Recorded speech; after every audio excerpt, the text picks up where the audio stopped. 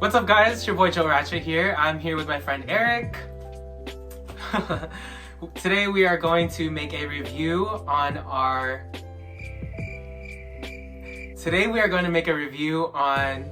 What are we doing? We're doing a review of RuPaul's Drag Race live show from Las Vegas. Little brain fart there. Yeah, sorry. And so, as some of you may know, RuPaul is now directing a show that's in Las Vegas. And for anyone that is a fan of RuPaul's Drag Race, this is a surreal moment where you're able to go from seeing it on, you know, it's a random network on Logo. VH1, on Logo, whatever you're watching it on, and actually seeing it live. Me and Eric haven't gone to any Work the World or any drag cons or anything, so this was actually our first time seeing a lot of queens at once. And honestly, we are such big fans of the show. I started watching since season 3, so you know I'm here since the beginning. Eric, I'm a little late bloomer. I started with All Stars 2 the mainstream when it became mainstream. However, I would like to just note that I recently subscribed to Amazon Prime. Shout out to Prime Video, and I have been watching now seasons 1 through 9. So I finished season 1 last week, and now I have like 2 episodes left of season 2. So, as a quick note, my favorite queens from season 1. One of my favorite queen is Angina. Angina, let's go. And from season 2, of course, Tatiana. Thank you.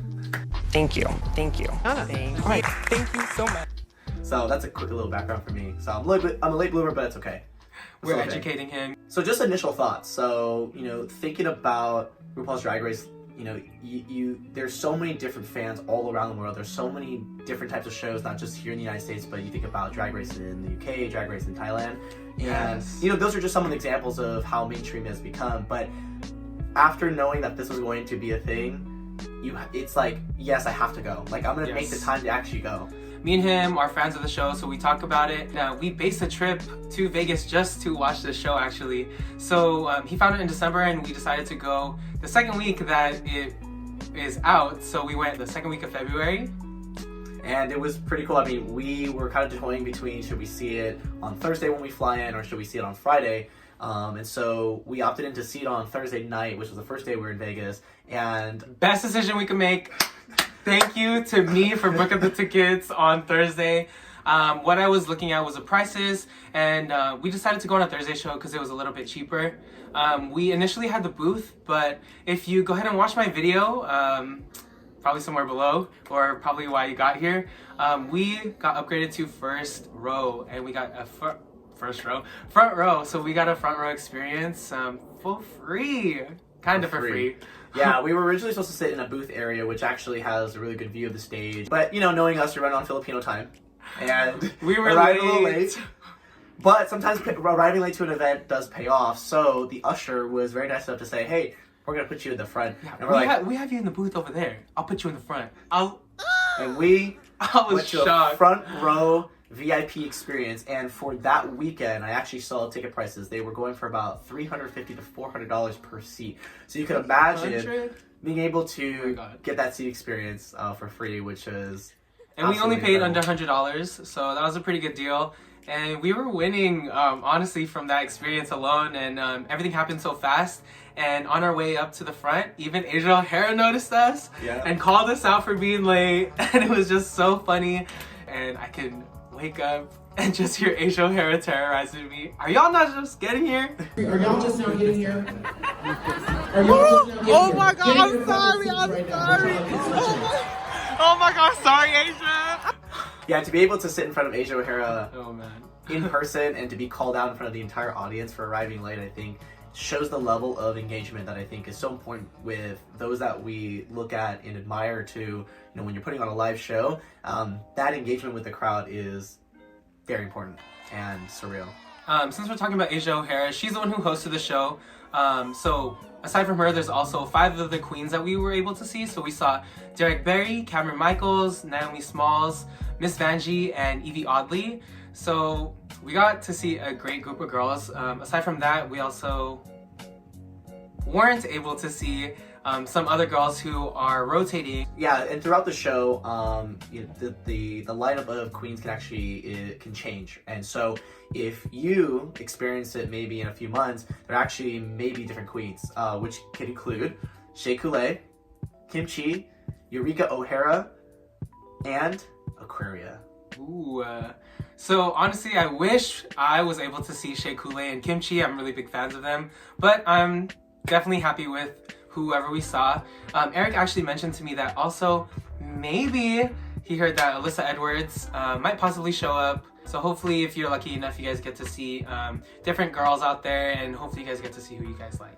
As you know, in RuPaul's Drag Race, the gaggery is always The real. gaggery, the trickery, and twists and turns. And it's always unexpected, right? When you're watching an episode of RuPaul's Drag Race, you just never know what might happen to shake things up.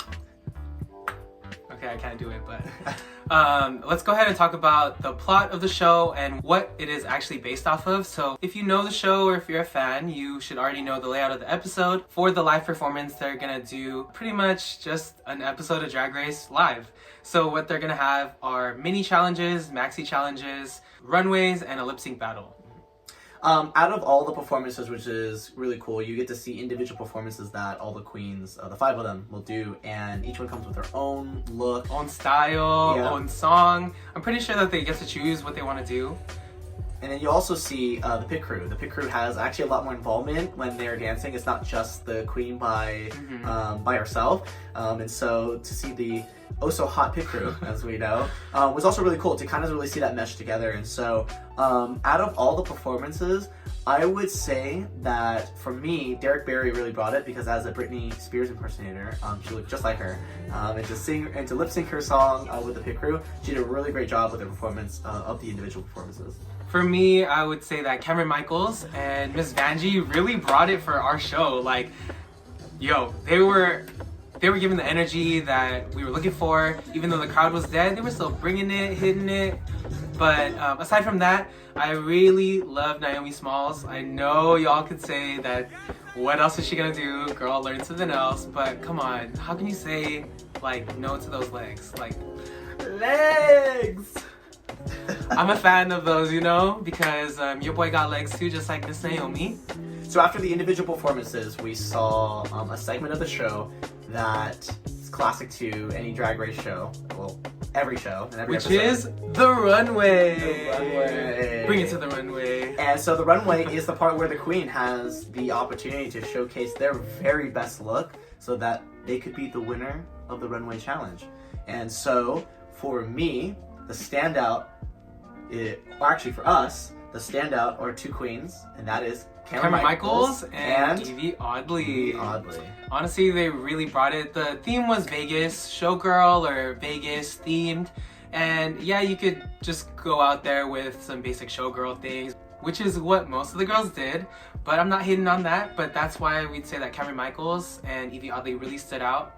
Cameron Michaels came out with a Queen of Hearts look, which was gag worthy. Like, we were literally like, what is she wearing? She came out and she had this Like, big sphere around her. which was like the crown. At first I was like, what is she wearing? Like, snow- she's like not a in, globe? yeah, Like I a- thought like she a was snow globe? a snow globe. I'm like, this is not Christmas themed, girl. Yeah, exactly. Because she was wearing red. Yeah, But then yeah. as you looked closer at her look, it was red with little hearts, and you're like, oh wait, she's the Queen of Hearts. And then once she did the commentary, I was like, oh, Queen of Hearts. That She makes did sense. the best, honestly. Yeah. Honestly.